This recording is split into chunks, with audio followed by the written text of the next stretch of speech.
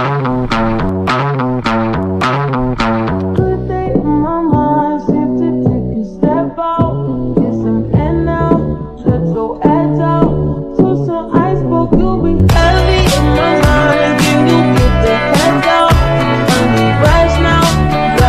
warahmatullahi wabarakatuh. Hai sobat, kami sedang berada di Millennium Water Park. Kami dari kelompok 6, tim B.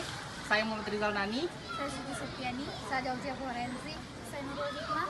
Saya Alda Arnelita. Saya Asriani. Saya Rilton Elvis akan membahas materi mengenai tim kerja dan perilaku kelompok dari mata kuliah manajemen sumber daya manusia, kualitas pembimbing, Acolele Escom.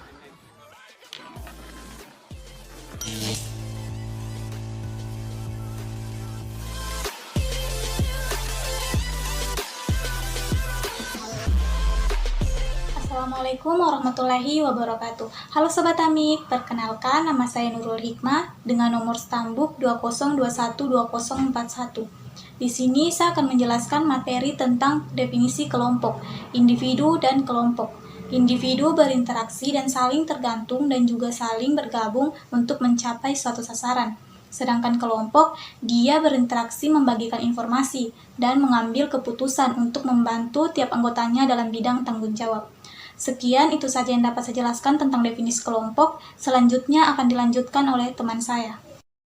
Hai sobat, perkenalkan nama saya Muhammad Rizal Nani. Kali ini saya akan menjelaskan pengertian dari tim kerja dan perilaku kelompok. Dalam konsep organisasi modern, kemampuan bekerja dalam tim dapat dianggap salah satu syarat mutlak yang harus dimiliki karena pada saat ini kekompakan dianggap jauh lebih penting dibanding kemampuan bekerja secara terpisah. Salah satu kekuatan ketika jaringan yang dimiliki seperti mitra bisnis menaruh harapan tinggi karena melihat kemampuan bekerja dalam satu tim secara solid, sehingga salah satu pertanyaan yang sering diajukan dalam tes interview adalah tentang kemampuan dan kesediaan bekerja dalam satu tim. Pada bab ini kita akan membahas tentang tim kerja dan perilaku kelompok dalam berbagai sudut pandangan. Istilah tim didefinisikan sebagai sebuah kelompok kerja yang terdiri beberapa orang dengan kompetensi yang setara. Oke, kali ini saya akan menjelaskan alasan berkelompok. Yang pertama adalah rasa aman. Dengan bergabung dalam kelompok, seseorang mengharap akan merasa aman karena tidak sendirian lagi dalam menggapai harapan. Yang kedua, status dan harga diri. Dengan bergabung dalam kelompok tersebut, maka anggota-anggotanya akan merasa harga diri dan status menjadi semakin tinggi dari masyarakat. Interaksi dan afiliasi. Seseorang bergabung dalam kelompok untuk memenuhi salah satu kebutuhan manusia yang paling mendasar, yaitu sosialisasi dan afiliasi. Yang keempat adalah kekuatan. Dengan bergabung dalam kelompok, maka seseorang akan merasa memiliki kekuatan untuk meraih mimpi dan harapannya. Yang kelima, pencapaian tujuan. Dengan bergabung dalam kelompok, tujuan akan lebih mudah dicapai dibanding bila sendirian. Kekuasaan. Dengan bergabung dalam kelompok, maka seseorang berkesempatan untuk mempengaruhi orang lain. Perkenalkan, nama saya Daucia Forensik, NIM 20212055. Di sini saya akan melanjutkan materi dari teman saya, yaitu klasifikasi kelompok dengan fase pembentukan kelompok. Ya, yang pertama saya menjelaskan klasifikasi kelompok. Klasifikasi kelompok ini dibagi menjadi 7 kelompok, yaitu yang pertama kelompok primer, yang kedua kelompok sekunder, yang ketiga kelompok formal, yang keempat kelompok informal, dan yang kelima kelompok terbuka, yang keenam kelompok tertutup, yang ketujuh kelompok referensi. Di sini saya akan menjelaskan tentang kelompok formal. Kelompok formal dia adalah kelompok-kelompok yang mempunyai peraturan yang tegas sehingga sengaja diciptakan oleh anggota-anggotanya untuk mengatur hubungan antara anggota-anggotanya. Sedangkan dia kelompok informal dia adalah kelompok yang tidak mempunyai struktur dan organisasi tertentu. Kelompok informal ini dia hanya kelompok kecil saja. Ya, berikutnya yang kedua, fase pembentukan kelompok. Fase pembentukan kelompok ini dia dibagi menjadi 5, yaitu yang pertama forming atau pembentukan, yang kedua storming atau pencaroba, yang ketiga norming atau pembentukan pengaturan norma, yang keempat performing atau berprestasi untuk melaksanakan sesuatu, yang kelima dia unjourning atau pengakhiran. Ya, saya sini akan menjelaskan tentang forming. Forming merupakan tahap pembentukan awal atau pengenalan dalam membangun sebuah sebuah kelompok. Storming merupakan tahap terjadinya konflik dan kecenderungan tampil individual untuk menunjukkan mengenai eksistensi diri dan dominasi satu atau lebih orang. Sekian dari saya, terima kasih.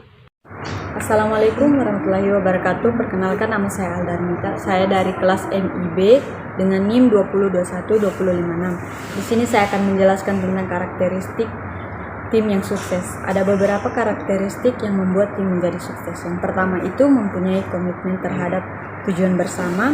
Yang kedua, menegakkan tujuan spesifik. Yang ketiga, adanya ikatan antar anggota. Yang keempat itu memiliki kesamaan. Dan yang kelima, memiliki struktur organisasi. Yang keenam itu memiliki aturan dan norma yang wajib ditaati oleh setiap anggota. Dan yang ketujuh itu evaluasi kinerja dan sistem kinerja yang benar. Dan yang kedelapan, menegakkan kepercayaan timbal balik antar anggota. Terima kasih. Assalamualaikum warahmatullahi wabarakatuh. Perkenalkan, nama saya Suci Septiani. Saya dari kelas MIA dengan nomor standbook 2021-2004. Kali ini saya akan menjelaskan tentang membentuk pemain tim. Yang pertama ada seleksi. Seleksi adalah proses untuk memilih para pelamar kerja untuk dijadikan karyawan dan menempatkan mereka pada posisi yang dibutuhkan. Yang kedua ada pelatihan. Pelatihan adalah kegiatan untuk mengembangkan keterampilan dan pengetahuan kepada diri sendiri atau orang lain, dan itu dilakukan berdasarkan kompetensi tertentu yang memang dianggap berguna. Yang ketiga ada ganjaran atau penghargaan, memberikan imbalan balas jasa kepada seseorang atau kelompok yang telah berperilaku baik atau yang telah berhasil mengerjakan tugas yang diberikan sesuai dengan target yang telah ditentukan. Shalom, perkenalkan nama saya Sriani, nomor standbook 2021-2054. Saya mahasiswi dari kampus AMI Tridharma Palu. Kali ini saya akan menjelaskan tentang teori-teori pembentukan kelompok dan perbedaan tim dengan kelompok dari mata kuliah Manajemen Sumber Daya Manusia. Saya akan menjelaskan tentang teori-teori pembentukan kelompok. Teori pembentukan kelompok itu ada 5 teori. Yang pertama yaitu teori kedekatan.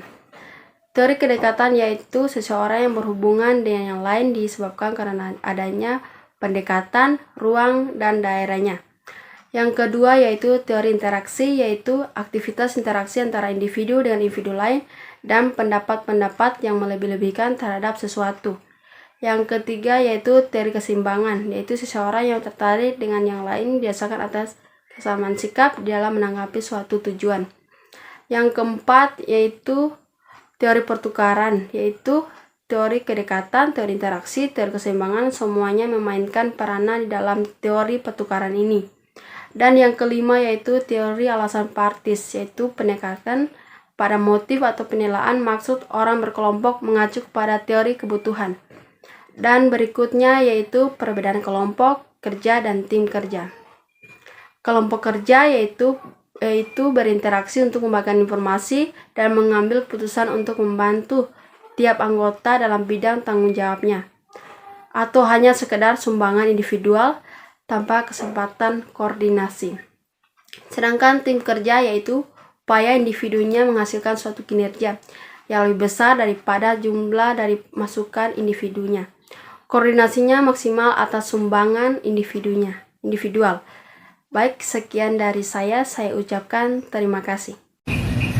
Oke teman-teman, perkenalkan nama saya Ratun Elvis, nomor standbook 2021-2024. Di sini saya akan melanjutkan materi kami mengenai contoh kasus. Contoh kasus yang kami ambil dari materi ini adalah misalnya kurangnya kepercayaan antar anggota tim. Nah, seperti kita tahu, setiap organisasi atau kelompok pasti memiliki seorang leader atau pemimpin yang dijadikan patokan dalam melakukan sebuah pekerjaan. Nah, seorang pemimpin juga harus memiliki jiwa kepemimpinan yang baik, leading and coaching, memimpin dan melatih, sehingga dapat dipercaya dalam mengatur dan mengarahkan setiap anggota timnya. Nah, dalam sebuah organisasi dengan adanya sifat tidak saling percaya ini akan menghambat tercapainya sebuah visi misi organisasi tersebut, karena setiap anggota tim tidak saling terbuka mengenai kelebihan dan kekurangan mereka. Nah, keadaan yang seperti ini membuat sulitnya tercapai kerjasama dalam sebuah organisasi atau tim. Oke teman-teman, itu saja yang menjadi pembahasan singkat dari kami. Sekian dan terima kasih. Penjelasan lebih lengkapnya silakan download di link blog kami masing-masing yang ada di deskripsi video. Jangan lupa subscribe dan terima kasih.